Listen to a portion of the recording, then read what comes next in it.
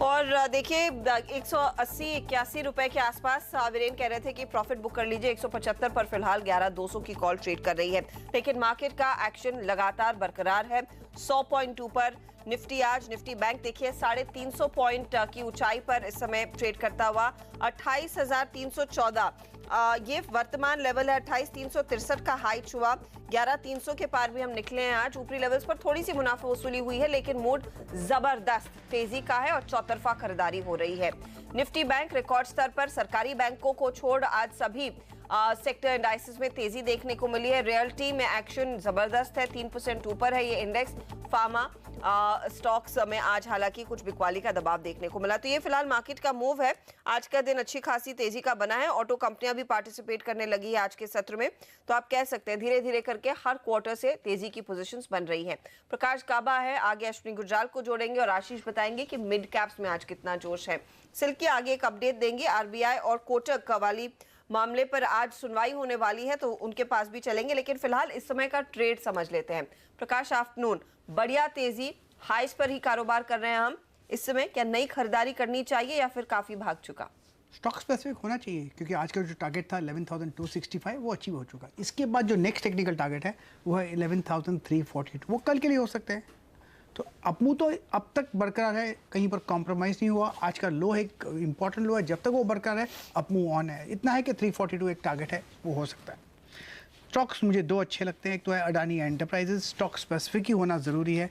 इसका टारगेट मुझे लगता है 152 का है, 155 भी जा सकता है, स्टॉप होगा 140 का। तो अडानी एंटरप्राइजेज में बाय है। दूसरा स्टॉक जो अच्छा लगता है वो है बायोकॉन। यहाँ पर जो तेज़ी है, आज फार्मा क्षेत्र में तेज़ी है, तो बायोकॉन का टारगेट है 645 to 650 जोन्स, स्टॉप होगा 628 का। ओके, तो ये फिलहाल वो स्टॉक जिनमें तेजी की पोजीशन लेकर चले।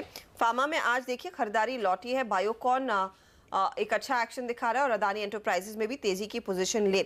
मिड कैप इंडेक्स 100 पर है। कल जितनी तेजी नहीं, लेकिन तेजी का मूड है। आशीष हमारे साथ जुड़ गए। आशीष, एक्शन कहाँ है? बिल्कुल ठीक कह रहे हो आप।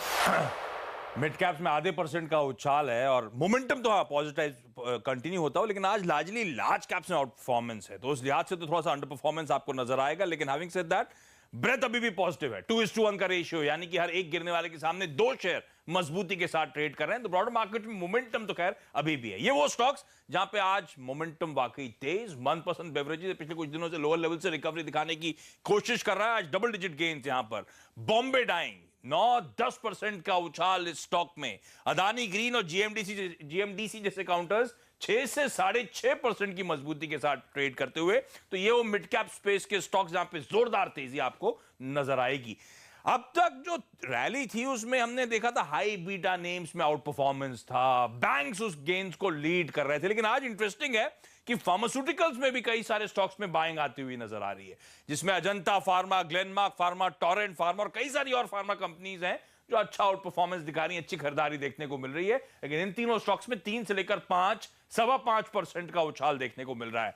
एक और स्टॉक, एक और पॉकेट जो बीटन डाउन स्पेस थी टायर कंपनीज की। बालकृष्ण इंडस्ट्रीज तमाम कंसर्न्स के चलते पिटा था, आपको याद होगा। अपोलो टायर्स में भी प्रमोटर रिलेटेड तमाम कंसर्न्स थे, पिटा था। उसके बाद लो लेवल से रिकवरी शुरू हुई और आज भी इन दोनों स्टॉक्स में खरीदारी है। 1.5 से 2.5% का उछाल इन दोनों टायर मैन्युफैक्चरर्स में इस समय।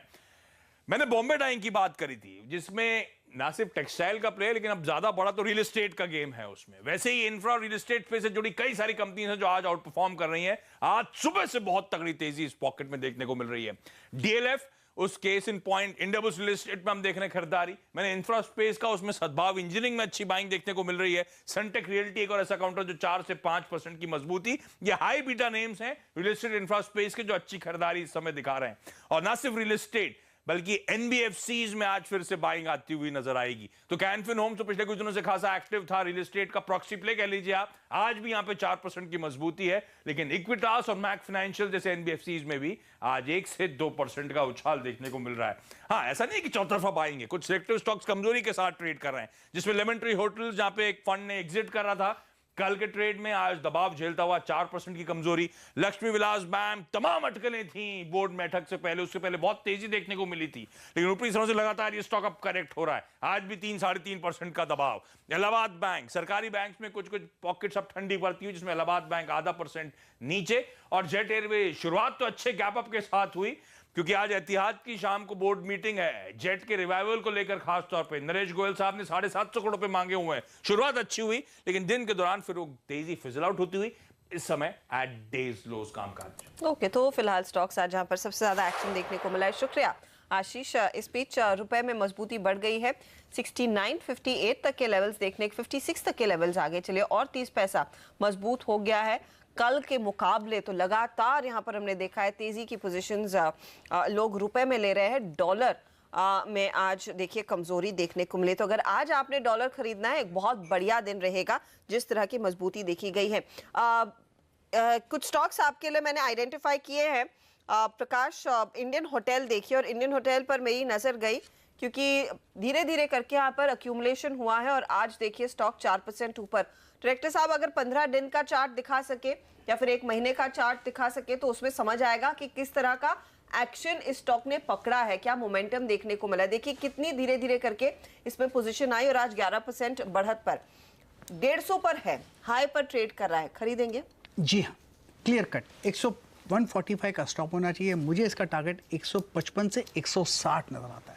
रिस्क रिवॉर्ड रेशियो 155 का देखें तो बहुत कम है, लेकिन 160 का देखें तो सही है।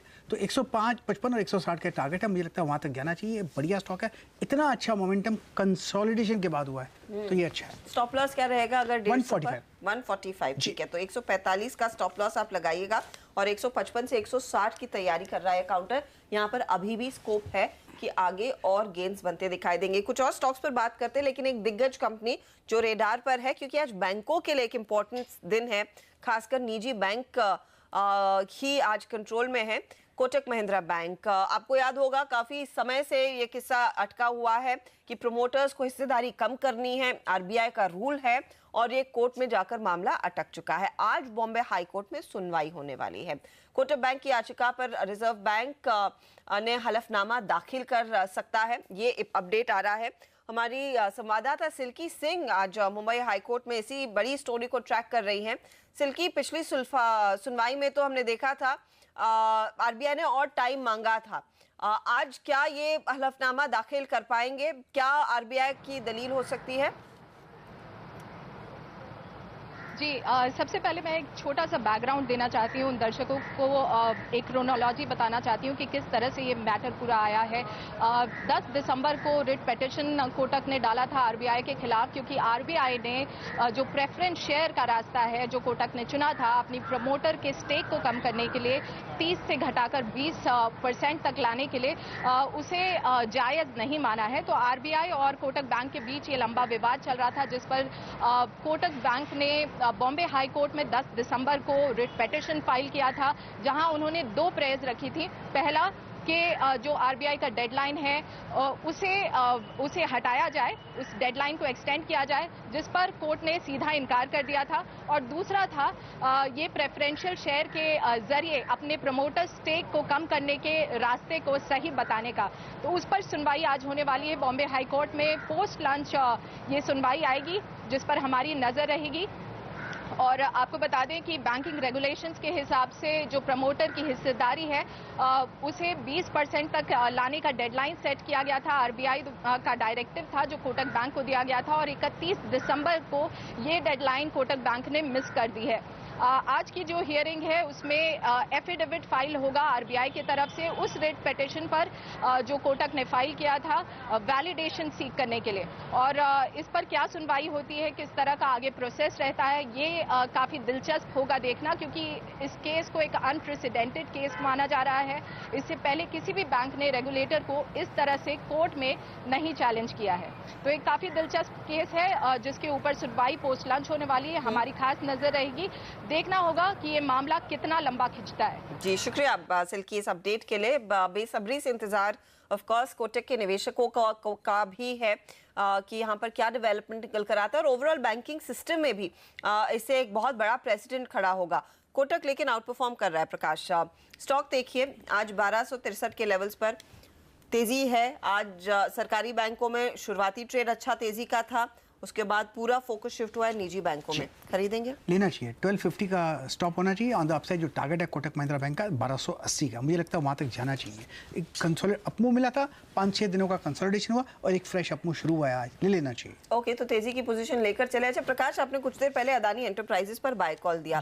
एक और अदानी ग्रुप की कंपनी मेरे रेडार पर आई है, वो है अदानी पावर जी। यहाँ पर वॉल्यूम एक्शन जबरदस्त है, लगभग 9 करोड़ शेयरों का कारोबार, हाँ वैसी स्थिति दिख रही है और 1% तक की तेजी। खरीदेंगे क्या? चॉइस तो मुझे अडानी पावर में भी था, मैंने अडानी एंटरप्राइज चूज किया। मुझे लगता है यस अपमूव ऑन है इसमें भी। ऑन द अपसाइड जो टारगेट है कुछ 55 के करीब नजर आते हैं, 55 से 56 तक। स्टॉप होगा करीब टाइट 4150 का। ओके, तो 4150 का आप कह रहे हैं स्टॉप लॉस और 55 राइट? 55 to 56 Jones. 55 से 56 का टारगेट अदानी पावर में आप लेकर चलेंगे। यहाँ पर तेजी की पोजीशन आपके हाथ लगेंगी जरूर। आपने स्टॉप लॉस कहा है सर 10 रुपए नीचे, ठीक है, या फिर थोड़ा ऊपर कर ले? 5150 का। आप 51 का कहा, 41 हमारे प्रोड्यूसर साहब को सुनाई दिया, 51 का स्टॉप लॉस है। अच्छा, दीप इंडस्ट्रीज कैश मार्केट का शेयर प्रकाश 5% ऊपर, ओएनजीसी से 92 करोड़ का इनके हाथ ऑर्डर लगा है। दीप के लिए तो एक बड़ा साइज का ऑर्डर आप मानेंगे।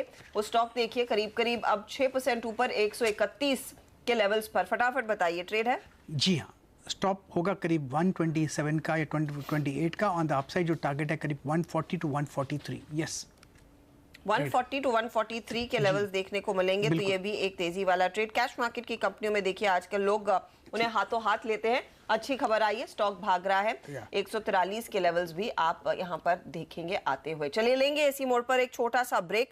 याद रखिए सेंसेक्स 400 पॉइंट की बढ़त पर, निफ्टी 100 पॉइंट की बढ़त पर और निफ्टी बैंक भी 388 पॉइंट ऊपर है आज के सत्र में। जोश है मार्केट में, एडवांस डिक्लाइन रेशियो जबरदस्त है, एकदम पॉजिटिव है।